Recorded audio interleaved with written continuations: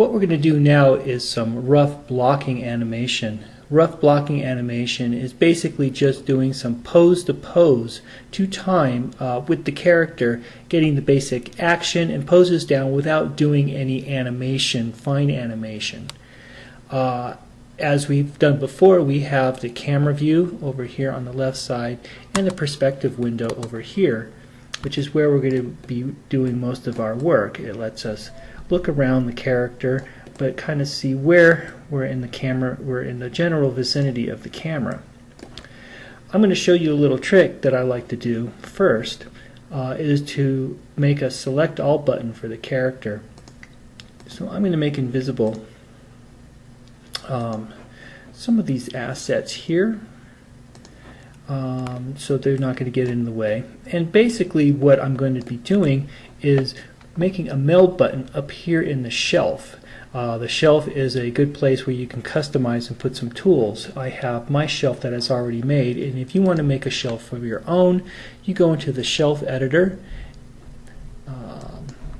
you go into new shelf, and you can just name it and you can have your own shelf. And I have one named here. So I'm going to make a custom button, which is a select all button for my character, which allows me to quickly select the whole character all at once without having to go through each one of these selection curves one at a time. I'm going to select something, anything, and then deselect it by clicking out.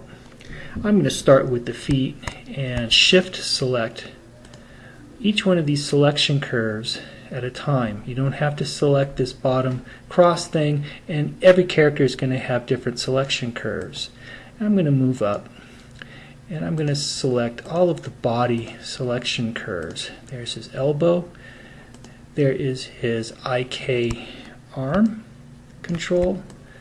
I'm going to drag select his hand, go over here with the shift down, drag select his other hand, shift select his FK arm, his chest, get in a little closer so I can see here. Let's select his neck, his shoulders, and then his head.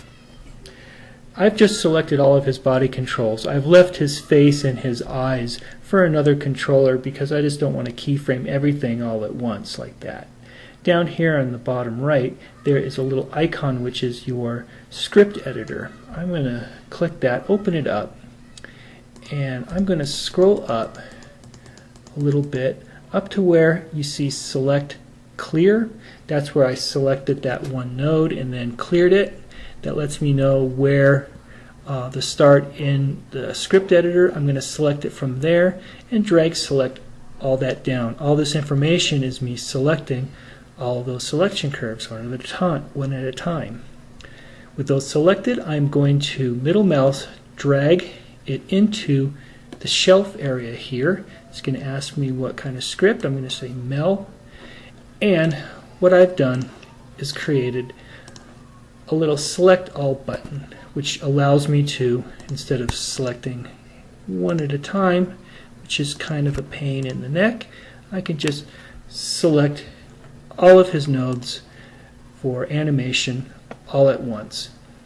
I can then also go into the shelf editor, find what is called a mel command, and then I can name that whatever I want to make it easy to find. I call that select all, and it makes a little select all label. With that done, I can start doing my rough blocking animation. I'm going to make visible all of those props in the room again because I'm going to need to interact. And then I'm going to start to just rough block out my character. I'm going to use about 50 frames. Here I'm going to bring this out to frame 50. And then I'm going to bring my cursor down in the timeline to frame 1.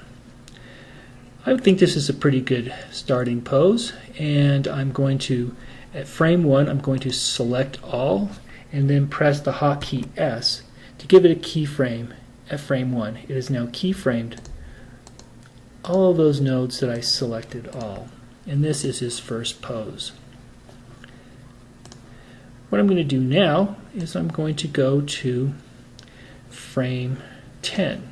Before I do that, I want to show you something. I also want to make sure that my tangents are correct. My tangents are those curves in the curve editor. If I go to Settings, Animation, and I have my tangent set to linear and stepped.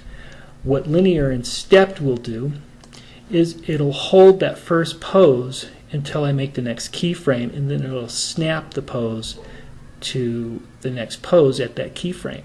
So I'm going to go to frame 10, and I'm going to do another pose. Starting with his body, I'm going to kind of bring him down and out, and then I'm going to move his foot out a little bit, like that. Let's also give him a little bit of a tilt here. Then I'm going to position this arm. Now you don't want to rotate too much. If you rotate it too much, when you go from keyframe to keyframe, it's going to do some unwanted extra motion possibly. So I'm basically going to just rotate his arm out to the next pose here, and then I'm going to gesture his hand like that. I'm going to grab his hand here, and I'm going to do a little bit of hand motion like that, like he's gesturing. This might be a good time to select all and keyframe that pose. Let's see what happens. He's doing a little bit of a gesture here, like he's talking to us. I also think I want to do something with his head. I'm going to change his head just a little bit to give it a little bit of acting and keyframe it. So there I have his next pose at frame 10. Let's select all and keyframe it. I'm going to go to frame 25 for the next pose, and let's do a big pose for this one. So make sure that the cursor is at frame 25, and I'm going to do something, make him sort of gesture big. Let's stretch him out a little bit like that. Let's grab his feet, both feet at a time.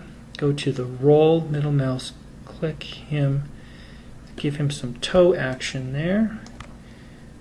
I'm going to turn around just to see him from the side a little bit and balance him out, because he would kind of fall over even though he's holding onto the chair. I don't want him to be too out of balance. And let's gesture him a little bit like that. Let's go to his head.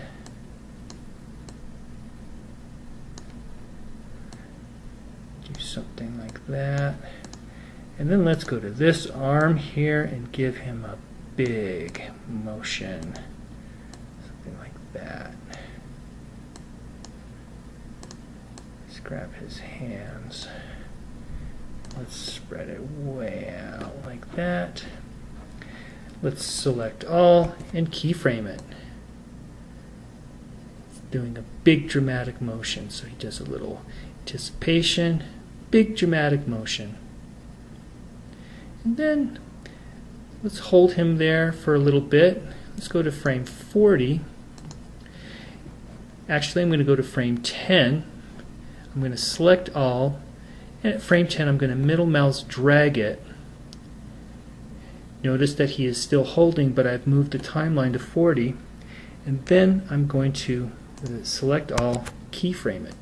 So what I've basically done is copy and pasted that pose back to frame 40. Now I don't want it to be the exact same pose, so I'm going to mix it up a little bit.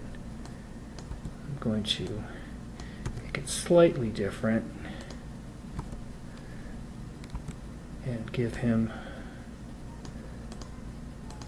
some different little pose here, like he's coming down and saying something else now.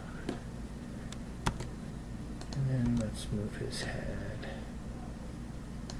like like so. Select all, keyframe. And then one more, let's give him one more gesture back to his default pose, which is frame 1. Select all, keyframe. So what he's doing here is saying just a little line. He's saying something to be or not to be, or something dramatic like that. And that is basically how you do rough blocking.